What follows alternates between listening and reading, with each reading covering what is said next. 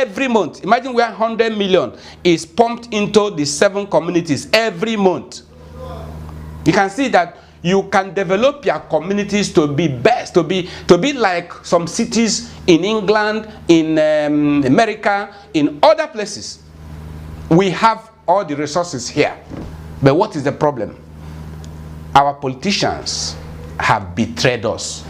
Because these are politicians are not Biafran activists. Understand? That is why we want Biafran activists to go into power, into politics. We wanted to use Anambra State, 2017, to test it. Unfortunately, we were betrayed again.